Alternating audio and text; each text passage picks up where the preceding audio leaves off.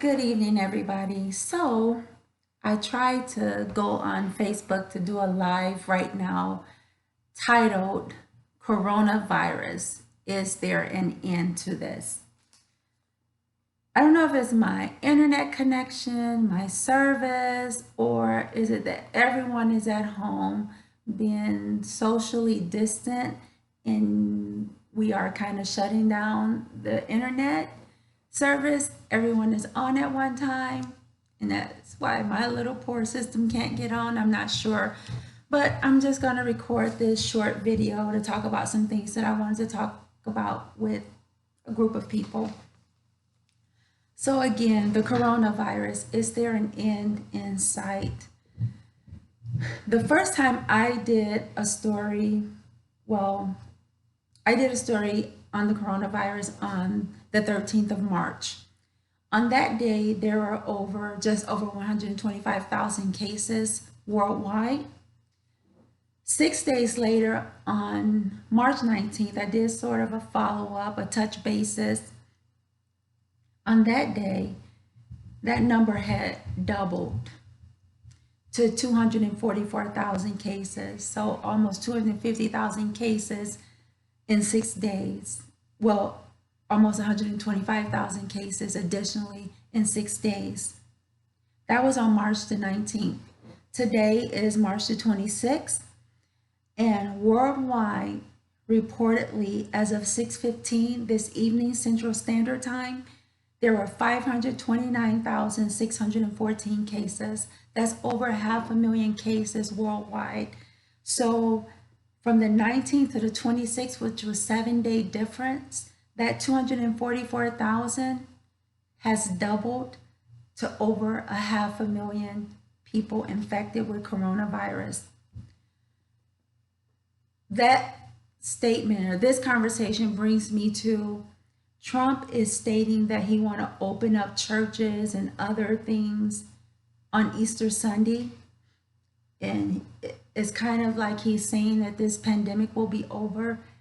How every 6 to 7 days the numbers are doubling.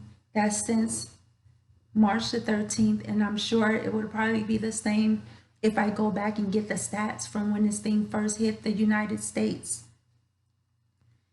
So I would caution us going back too soon to all these public places with magnitudes of people in one enclosed area too soon. Yeah,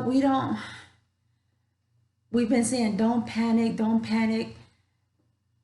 I think we should have a panic to an extent right now, not a trifling panic, not where we're doing all crazy things and we're fighting each other, we're looting, not that type of panic, but a panic to really rethink our day-to-day lives right now. Think of how we're going to function, because we have to move differently. I was at a bank teller today, and I only was there because I absolutely had to go. Other than that, I have not been really out and abroad. This young lady who was my teller, she was like, oh, I wish I can go to the nail shops and get my nails done. Her nails looked like they were freshly done, but I guess she said they were old and she wanted to get them done. I said, well, I want to get my nails done too. I haven't got my nails done since the beginning of February, but I don't want to go to those places right now. We need to really take this social distancing serious. She's like, well, I believe in God and he has me. I said, and I believe in him too, and I know he has me. But your statement, would you run out in front of that bus outside and jump in front of that bus knowing that God got you? She said, no. I said the same thing here. Of course God got us. And of course we have faith in him. But faith without work is dead. You have to do the work for that faith to manifest. Earlier today, when I first woke up, I got news on Facebook. This is kind of hard because another YouTuber did a YouTube last night, and the question was asked, does anyone in the chat know of anyone who has died from coronavirus? And at that time, when I was looking at his live, and that question was posed. At that point, I didn't know anyone personally, but for the last 3 or 4 days, I'm from Detroit, Michigan. It seemed like people that I really know in Detroit are posting condolences about people that they know in Detroit who's actually died from the COVID-19 or complications due to it. That changed for me this morning when I woke up. Someone posted a gentleman that I know, been knowing for years, and he died yesterday. He leaves a wife and children behind. He was a commander of the Wayne County Sheriff's Department in Detroit, Michigan, but he's really, really known throughout the city and the metro area of Detroit for being an awesome DJ and cabaret thrower. His name is Donnafae Collins. Donnafae, oh my God, when I think about your smile and how we just used to have a blast at your events, it hurts so bad because you're a person that was truly full of life, that really loved people. From what I know of him, he definitely loved his family. And that was just a hard one. Like, I haven't seen him in a very long time, but that was just a hard pill for me to swallow. So now I know someone personally who have died from this COVID-19. Where's the end to this thing? Where's the end? And so to that young lady who is taking for granted this social distancing, and like if the nail shop was open, she'll definitely be there getting her nails done. Young people, you got to prioritize. And when I think about spring break week, all of those people that was on that beach in Miami, it was so many people on that beach in Miami, you could not even see the sand. They were like roaches and ants. They just flocked in Miami or to Miami for a spring break, not thinking of the repercussions. And then they flew back to their own spaces in the world or in the United States. And we got to stop spreading this virus, you guys. We got to stop it. We got to tap these young people on their shoulders and let them know to take this way more serious than they are taking it. It's not everybody, but you know what they say, that one bad apple spoils the bunch.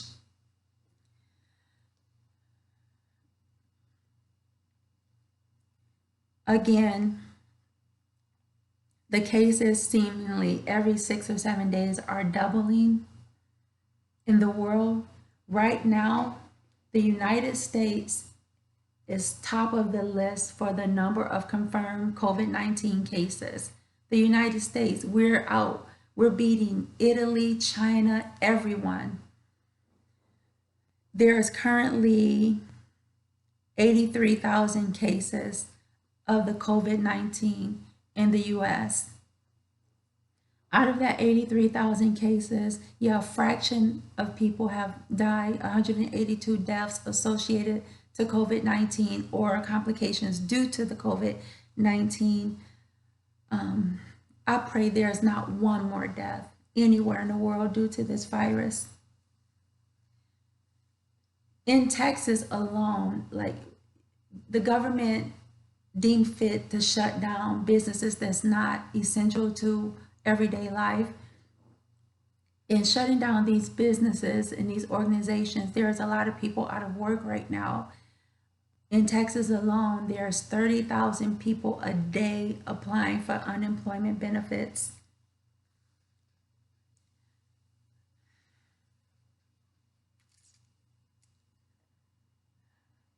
Again, Trump is talking about opening or lifting the ban to an extent for Easter Sunday. Well, don't do that, Trump. Apparently, listen to this young lady at the bank teller today. People still need guidance with this thing. And if you open up the churches, then maybe the nail shops will want to open, or it's just going to be a catapult effect. And I don't think it's going to be positive right now, because the day that we have no confirmed cases, then we can start thinking about making society tangible to people slowly. With this thing doubling every 6 or 7 days by the tens of thousands, it's not time to open things up yet. It's not. I want to talk about people wearing gloves. That's really good. It's fine and dandy. But if you're not changing those gloves after everything you do, it's in vain. When I went to Walmart earlier today, first time out in 2 days, I've been off work, my off days. And Walmart usually have the Perel wipes right there by their door, but I guess they were out. So they had this big roll of paper towel and this big industrial bottle of hand sanitizer. So I had a little bottle of hand sanitizer with me. So I put my elbow on the paper towel and I was unwinding some, just only touched what I was going to use. So I ripped it off. And the guy standing at the Walmart door that worked for Walmart, he came over there. He said, "No, I'll get that off for you." He had on these dirty blue gloves. You can see the dirt on the fingerprint of these gloves. And he wanted to tear the paper towel and give it to me. I said, "Sir, no. Those gloves you got on is dirty. You're getting ready to give me paper towel that you're going to touch with those dirty gloves. And anything I'm trying to keep away from me, you're going to give them to me." He got angry. "Well, get it yourself." I said, "Excuse me, sir. Please understand I'm not being nasty or rude or mean. Look at your gloves. You've been touching on, you've probably been here for almost 8 hours. You touching on everything. I saw you go get a basket and hand it to somebody, and then she wiped that basket off. You're just transferring germs and things one to the other. So you tearing me off a paper towel is a piece of paper towel I don't want. And I'm looking at the dirt on your gloves." So he walked away. And I was really trying to get him to see the gloves is good, but you have to change them. I'm in line. Every other person in line had on gloves. Some had on face masks, some didn't. And I understand people know they should be doing something. And I feel a lot of that is people just mentally feeling good about being out when they have to go out.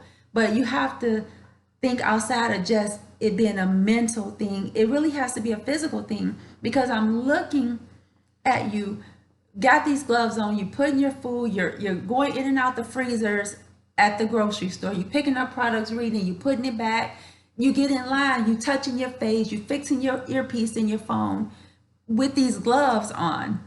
I don't get it. Do you guys understand you're cross-contaminated, not unless you're changing those gloves out constantly? With the cashiers at the checkout,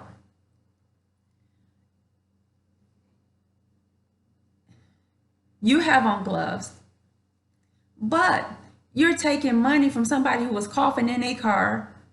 Then you ring my food up and you're touching everything. And I heard this virus can live up to 3 days on surfaces. I've heard that. I don't know if that's true or not, but you just touched their wet, nasty money and all the money before I got in line. Then you putting their food in bags and giving them their ID or credit card back or whatever, the ones you have to take. Then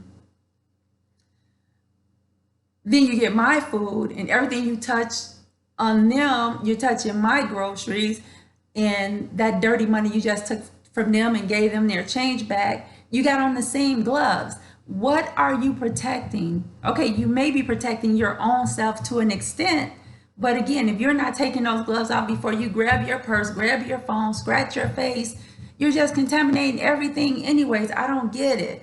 I don't get it. If you talk to any healthcare worker, you know when they use those gloves, they're taking them right off. They're using them off. Get some gloves, use them off. So for you guys to keep these gloves on for 8 hours, 5 hours, 15 minutes, 10 minutes, it's in vain. Just think about that. I don't know if we need it's so much going on. That may be minute message to get out, because it's so much information and so much going on that we got to get out. We just may not have time to educate people on the proper use of personal protective equipment.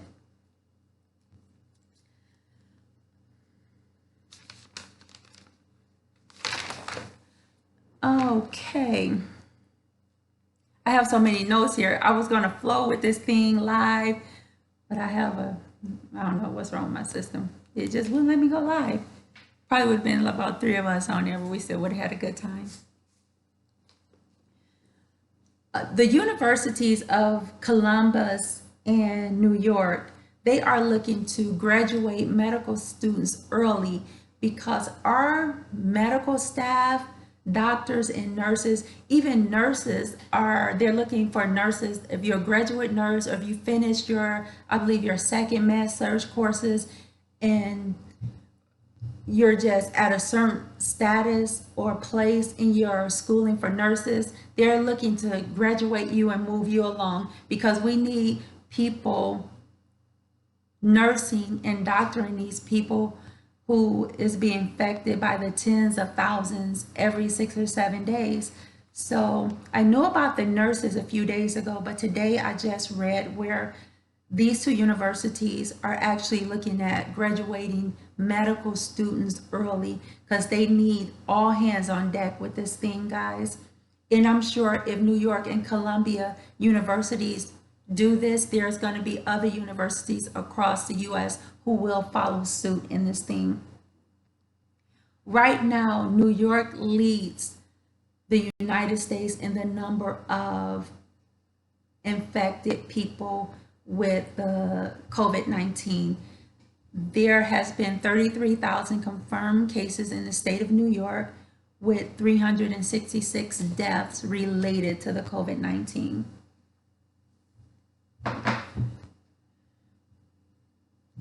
There's also 3 Boston Hospital who has employees who have a total of 100 employees diagnosed with COVID-19. So this virus/disease is running rampant in the state of New York, you guys. Again, I don't understand. Even when it was put into place that we're going to be on lockdown for 14 days, I even thought when that first came about, I think it's supposed to be lifted April or re-looked at April 2nd, April 5th or something. I even thought, like, how do they know it's going to be gone in 14 days? That will be great, amazing. I'm praying for it. Just looking at these numbers, it doesn't seem like that's going to be feasible or plausible or probable.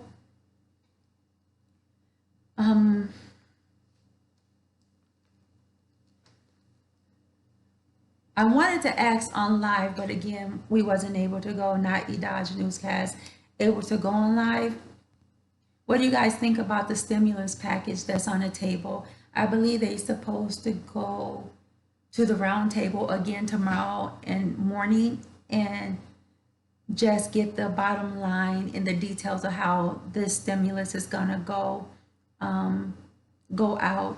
There's also talk about no evictions for 60 days, but I will let people know, don't just go out. I don't know where you're gonna go spend your rent money anyways. Those of you who may choose to hold your rent payments for 60 days, don't just go out and spend it, because once this 60 days is up, or if they extend it longer, you are going to be expected to pay for your living costs or where you are living. And if you truly don't have it due to loss of employment or whatever, you have 60 days, apparently, if this passes, to make other arrangements to find some place to live. So again, apparently you won't be evicted for 60 days if this is passed.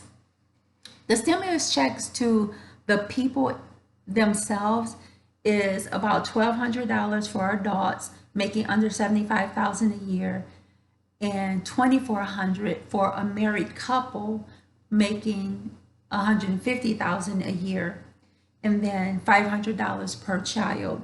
This money is not being talked about as a loan, but actually as a stimulus that will not be paid back. Now, the businesses, especially like the small businesses, they are expected to pay their loans back if they don't meet the criteria set in place when they get this loan.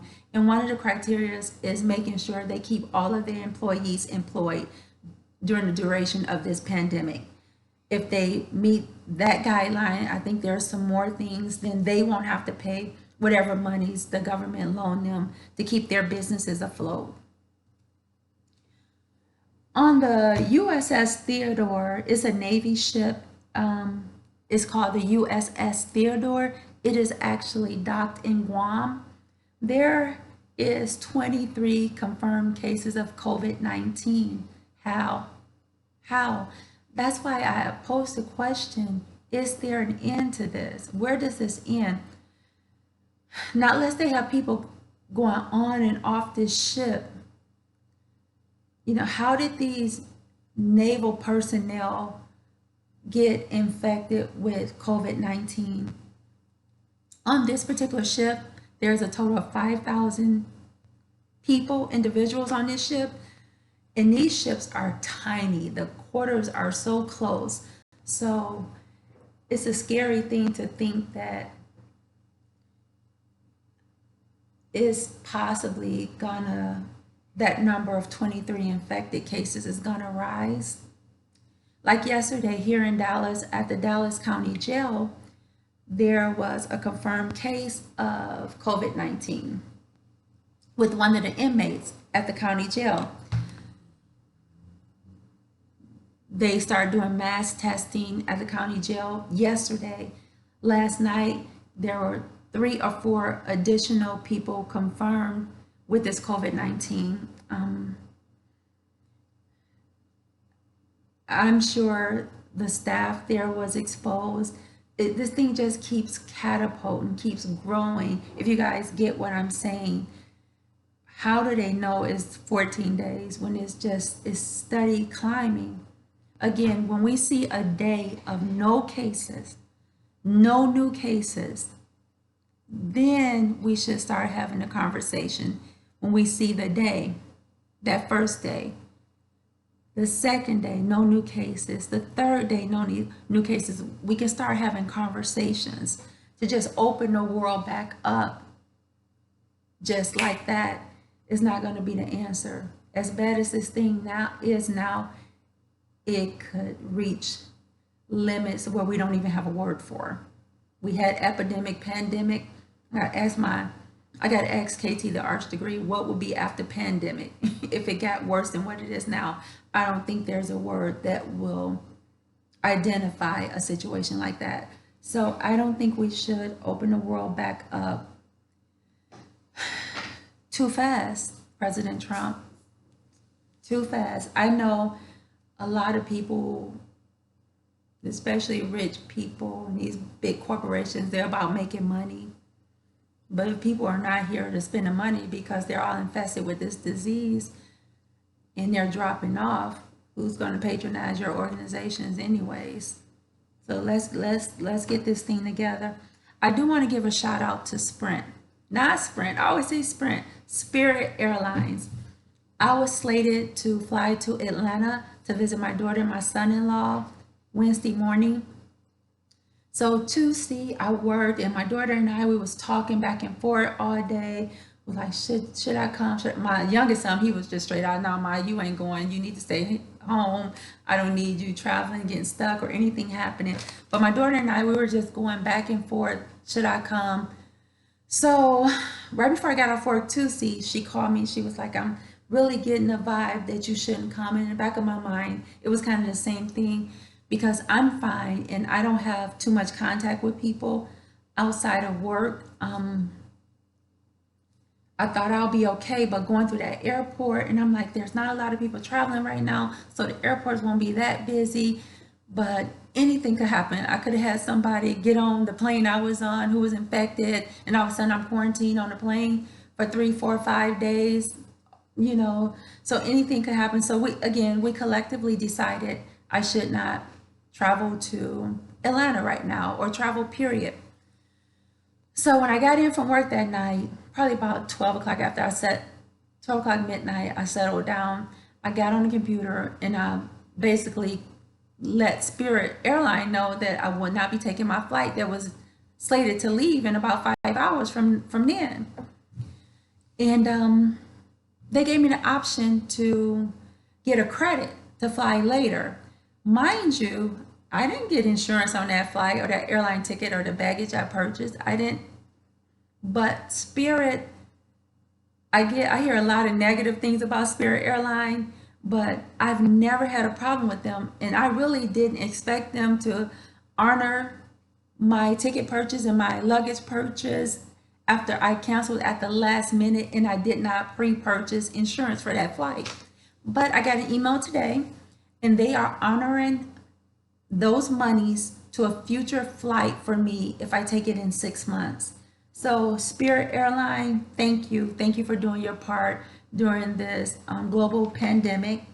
I appreciate you guys. You did not have to do that for me, but thank you. Thank you for understanding that we are living in a different world right now. We're moving differently. So I appreciate that. Again, guys, I wish I could have got some feedback from some of my subscribers as to what you guys think. You know, I know what I think because I'm thinking all the time. I hear my thoughts constantly. But what do you guys think about the end to this? I'm not sure how many people saw the video I did with the Asian descent guy cooking that live doggy. That poor doggy, he suffered so bad. I wanted to talk about that. I have had 2 or 3 Asian subscribers of Asian descent reach out to me after that video, and they did it with respect and grace and elegance, and I appreciate them.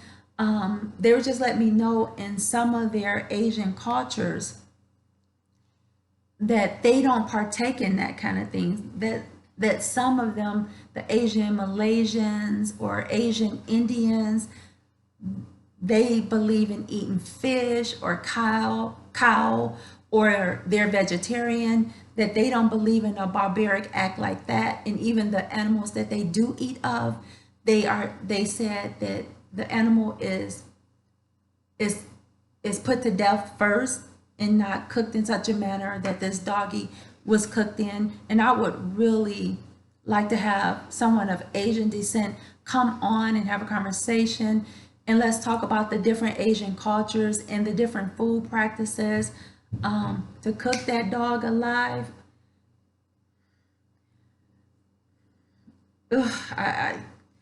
I'm just at a loss for words. To hit a monkey upside the head, a live monkey that's restrained upside the head, just hit him upside the head at a dinner table, kill him, and it opens up his skull and you just eating his brain. Again, I would love to have a conversation with some people that's well versed and knowledgeable of where this is accepted, where it's not accepted, where is this, and how does this kind of thing come over to America? How are some Asian descent cultures able to cook rat and cook dog and cook cat in their Chinese restaurants in our neighborhoods and feed it to us as chicken? Like, I want to have a conversation with that. I will implore my subscribers or anyone who may see this video, I don't condone any hatred, any bullying, any spitefulness, but we do need to have a conversation. There needs to be some regulations for the U.S. government and some guidelines and some strict punishments for people that do this. But I was told the other day that some Asian Americans may be taunted because of everything that's going on, because of the food that they eat, because of the food that they may sell to us. Well, not to me no more because I don't eat it anymore, but that they sell to us as something, as chicken, and as something else. I don't condone that. I do wish these people will be prosecuted to the fullest extent of the law. Anything else, we at Dodge Newscast do not condone. All right, guys, I am going to get off of here, upload this video, and I'll see you next time. Hopefully I will be able to go live. Have a good day, guys.